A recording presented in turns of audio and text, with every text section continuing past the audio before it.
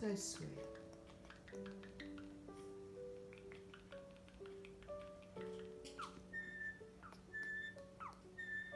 That's Dolly making those sounds, guys. Isn't that sweet? So that's her really loving pets.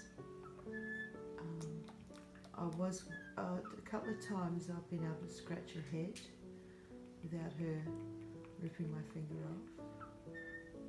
Yeah. But this is her mum, so mum can do this ever since she was little. But, like I've told you guys, I'm the one that changes her seed in her water. And that's my job.